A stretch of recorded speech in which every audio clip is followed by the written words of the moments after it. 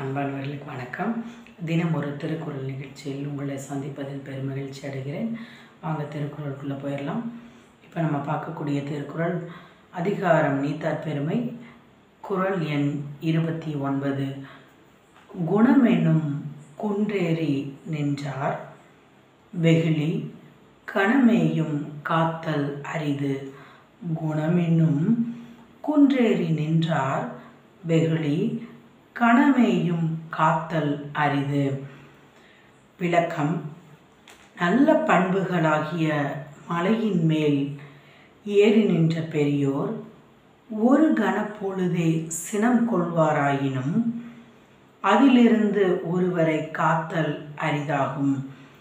இக்குறள் வழியாக என்ன சொல்லியிருக்காருன்னா, குணம் என்னும் குன்றேறி நின்றார். குணம் என்னும் குணம் என்னங்க, நல்ல பண்புகளை தான் சொல்கிறாங்க.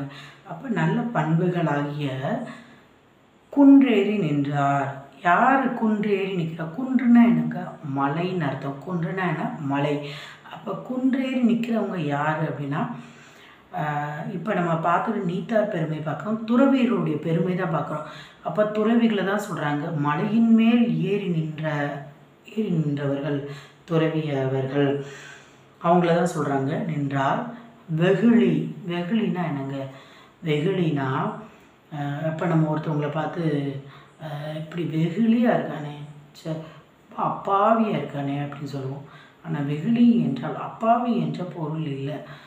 வெகுளி என்றால் சினம். சினம்னா கோபம்னு அர்த்தம். அதைத்தான் திருக்குறள் சினம்ன்ற இதில் கொடுத்துருக்காரு. கணமேயும் காத்தல் அரிது. கணமேயும்னா ஒரு கணப்பொழுது.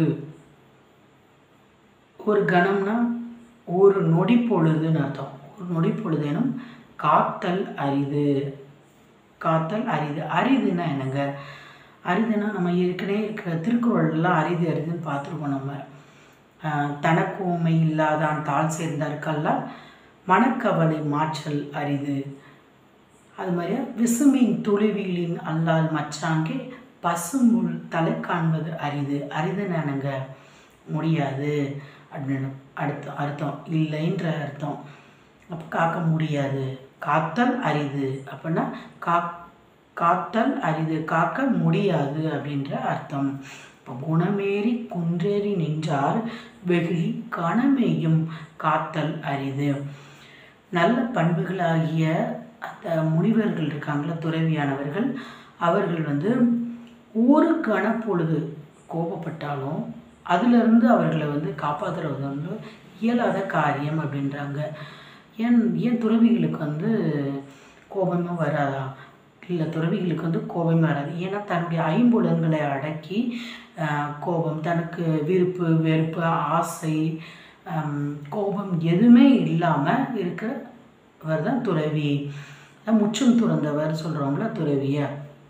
அவங்களுக்கு கோபமே வராது. ஆனால் அந்த கோபமானது வந்துருச்சுன்னா ஒரு கணம், ஒரு நொடி பொழுதுன்னா வந்துருச்சுன்னா அந்த யார் மேலே கோவப்பட்டாங்களோ அவங்களால தாங்கவே முடியாதான். அவ்வளோ பெரிய கோபம் வருமா. நம்ம ஏற்கனவே பார்த்துருக்கோம், இந்திரன் கதை பார்த்துருக்கோம்ல, இந்திரனே சாலும் கரி, இந்திரனே போதுமான சான்றுன்னு பார்த்துருக்கோம். கௌதம முனிவர் அந்த ஒரு கணம் பொழுதுல கோபப்பட்டனால அகிலியைக்கும் கல்லாக மாறுறதுக்காக சாபம் விடுறாரு. இந்திரனுக்கும் சாபம் விடுறாரு. 1000 கண்கள் உன்னுடைய உடம்பு முழுவதும் வரட்டும் அப்படின்னு சாபம் விடுறாரு. அப்போ எல்லாரும் கேலி பண்ணி சிரிக்கிறாங்க இந்திரனை. அகலியைக்கு சாப மோசனம் என்ற போது ராமருடைய கால்பட்டு தான் அகலியை மோசனம் பெறா. அப்போ முனிவருக்கு சாபம் மட்டும்தான் இடுறாங்க. அந்த ஒரு நிமிஷத்தில் நடக்கக்கூடிய விஷயத்தில் அவங்க எவ்வளோ தூரம் பாதிக்கப்படுறாங்க.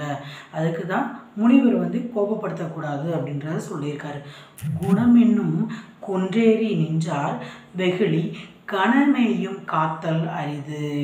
இப்போ நம்ம இதுக்கு முன்னாடி உள்ள திருக்குறள் 28ஆவது திருக்குறளில் பார்த்துருக்கோம். நிறைமொழி மாந்தர் பெருமை நிலத்து மறைமொழி காட்டிவிடும். இணை நிறைமொழி மறைமொழின்னு என்னன்னு பார்த்துருக்கோம் நம்ம. அப்போ நிறைமொழி மாந்தர்கள் கூறுகின்ற அந்த மறைமொழியானது இவ்வுலகத்தில் நிலைத்து நிற்கும் அப்படின்னு திருவள்ளுவர் சொல்லியிருக்காரு. அப்போ இந்த துறவியானவர்கள் வாயிலிருந்து வரக்கூடிய அத்தனை சொற்களும் இவ்வுலகத்தில் நிலைத்து நிற்கும். அவங்க கோபப்பட்டாலும் சரி, இல்லை அவங்க வேத வாக்கா சொன்ன எல்லா வார்த்தைகளுமே இந்த உலகத்தில் நிலைத்து நிற்கும் அப்படின்னு திருவள்ளுவர் கூறுகிறார். குணமேனும் குன்றேறி நின்றார் வெகுளி கணமேயும் காத்தல் அரிது. இப்போ துறவியானவர்களை நாம் கோபப்படுத்தக்கூடாது. அந்த கோபம் எப்படி இருக்கும், அவர்களை அதிலிருந்து காப்பாற்றுவது இயலாத காரியமாக இருக்கும் அப்படின்னு திருவள்ளுவர் கூறுகிறார். அடுத்த நிகழ்ச்சியில் அடுத்த திருக்குறளுடைய பொருளையும் திருக்குறளையும் பார்ப்போம். நன்றி, வணக்கம்.